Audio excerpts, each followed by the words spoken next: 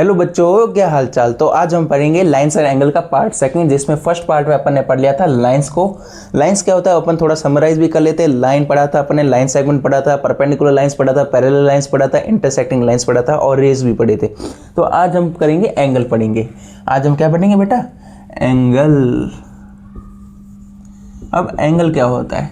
कोई भी बेटा दो रेज उनका स्टार्टिंग पॉइंट या फिर दोनों का एंडिंग पॉइंट अगर सेम होता है तो उन दोनों के बीच की डिस्टेंस को क्या कहते हैं? एंगल। डायग्राम के साथ समझेंगे ना तो अच्छे से समझ में आएगा। मान लो ये मेरी पहली रे और ये मेरी दूसरी रे, दोनों का देखो स्टार्टिंग पॉइंट मैंने क्या रखा? सेम, या फिर तुम इसको एंडिंग पॉइंट भी कह सकते, कोई फर्क नहीं है। तो मान लो ये जो दोनों का स्टार्टिंग पॉइंट है, इसको पॉइंट ले लो बी और इधर ले लो ए, इधर ले लो सी। इन दोनों के बीच के पार्ट को, यानी ये देखो ये दोनों के बीच के पार्ट को क्या कहते हैं? एंगल कहते हैं। क्या कहते हैं बेटा? एंगल कहते हैं। यानी अगर कुछ एंगल क्या होता है, यानी दो रेस जिनका स्टार्टिंग पॉइंट या फिर एंडिंग पॉइंट क्या होना चाहिए? सेम होना चाहिए, और उन दोनों के बीच की डिस्टेंस को क्या कहते हैं? एंगल कहते हैं बेटा। ठीक है। और जहाँ पर ये दोनों पॉइंट आपस में मिल रहे हैं, देखो जहाँ पर ये बी पे मिले तो इस पॉइंट बी को अपन क्या कहेंगे? वर्टिसेस कहेंगे। क्या कहेंगे बेटा?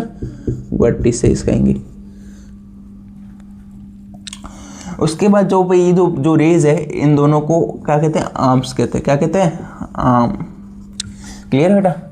क्लास 6 में हमारे कुछ टाइप्स भी हैं एंगल्स के, वो भी एग्जाम में बहुत बार पूछ लेते हैं। तो पहला टाइप है हमारा, इधर से लिख रहा हूँ, एक्यूट एंगल।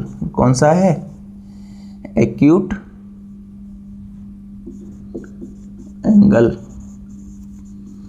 एक्यूट एंगल क्या होते हैं बेटा? एक्यूट एंगल वो होते हैं जो 0 डिग्री से क्या हो? ज़्यादा हो, और 90 डिग्री से क्या हो? कम हो। तो यानी मैं लिख देता हूँ more than 0 degree and less than 90 degree. इसका डायग्राम भी बना देता हूँ कुछ ऐसा, जो कि 90 डिग्री से क्या हो? कम हो। ये देखो ये मेरा 90 है, ये मेरा 90 है। अब ये क्या 90 से तो कम ही है, 90 डिग्री एंगल से तो कम ही है। उनसे एंगल्स को क्या कहते हैं बेटा? Acute angle. सेकंड तुम्हारा है राइट एंगल। राइट एंगल क्या होता है बेटा? कंप्लीट 90 डिग्री का होता है। कितने का होता है? कंप्लीट 90 डिग्री का होता है। इसका एंगल बना देता है। ये कंप्लीट क्या होता है बेटा? 90 डिग्री का होता है। उसके बाद तुम्हारा है बेटा ऑब्ट्यूज एंगल। कौन सा है? Obtuse angle. ऑब्ट्यूज एंगल बेटा क्या होता है? इसका इधर लिख रहा हूँ, 90 डिग्री से more than 90 degree, more than 90 degree and less than 180 degree. Obtuse angle बेटा क्या होता है? जो कि 90 डिग्री से क्या हो? ज़्यादा हो, और 180 डिग्री से कम हो। जैसे कि ये बेटा हमारा क्या हो गया? Obtuse angle. ये बेटा हमारा क्या हो गया? ऑब्ट्यूज एंगल, जो कि 90 से तो क्या है? ज़्यादा है, लेकिन 180 से कम है। उसके बाद हमारा आता है स्ट्रेट एंगल। क्या आता है बेटा? Straight angle.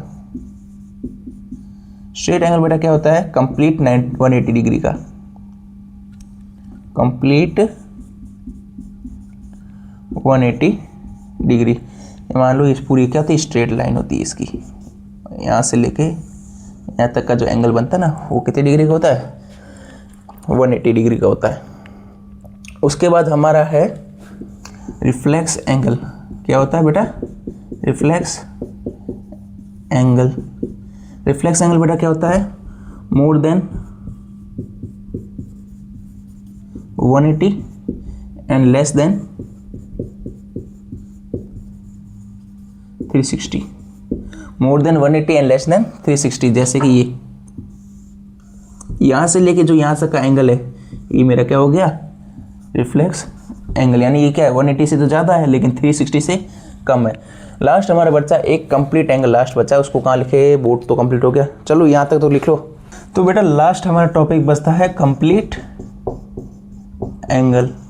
ये बेटा क्या होता है? इसके नाम में भी कंप्लीट आ गया, तुमको याद करने जरूरत नहीं। इसको ये पूरा क्या होता है? कंप्लीट 360 का होता है बेटा। क्या होता है? कंप्लीट 360 का होता है। जैसे कि पूरा सर्कल ही ले लो, पूरा सर्कल नहीं ले सकते, सॉरी। ये मेरी पहले होगी यहाँ से लेके यहाँ तक का बीच में एंगल होता है ना, ये होता है पूरा 360 का। वैसे एक सर्कल भी पूरा 360 का ही होता है, कोई दिक्कत नहीं है, लेकिन अपन को रिप्रेजेंट करना तो अपन ऐसे रिप्रेजेंट करेंगे। तो पढ़ लिया एंगल्स के पार्ट। तो अपन ने पहला एंगल क्या पढ़ा था, एक्यूट एंगल पढ़ा था, जो कि क्या होता है, इसको याद करने की ट्रिक्स भी समझा देता हूँ, आप ऐसे लिख लो।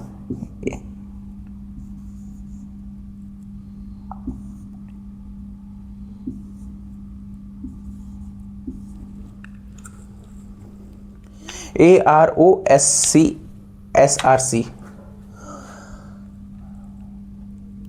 एक्यूट का 0 से ज़्यादा और 360 से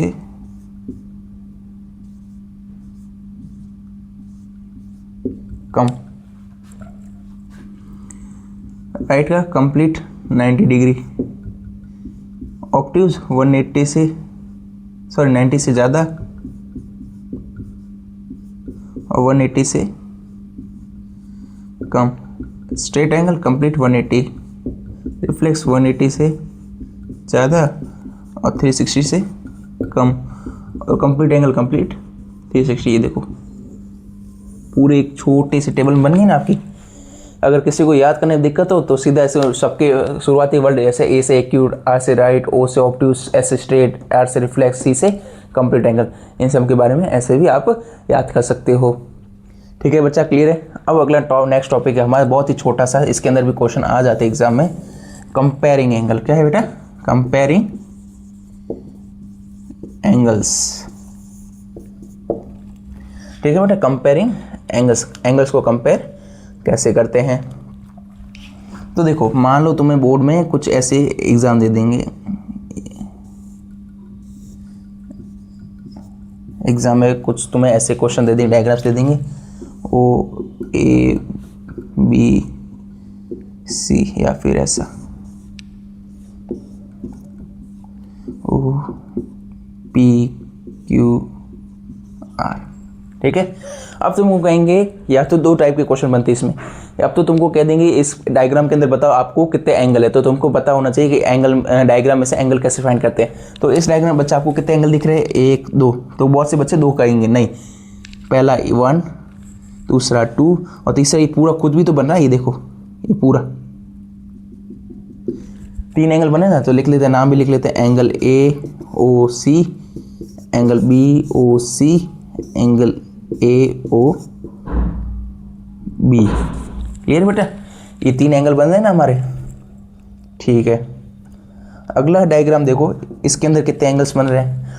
तुमसे ये भी कह देगा अगर साथ में लाइन और ऐड कर दे कि असेंडिंग ऑर्डर में एंगल्स को लिखना, आपको क्या लिखना है, असेंडिंग ऑर्डर में। तो देखो सबसे छोटा एंगल कौन सा है, पहला एंगल, पहले तो आप एंगल फाइंड कर दो, एंगल आर ओ क्यू, फिर है क्यू ओ पी, उसके बाद है आर ओ पी, ये 3 एंगल्स है। अब इसमें देखो सबसे छोटा कौन सा है, ये अपना क्यू ओ पी, तो इसे लिख देना एंगल क्यू ओ पी।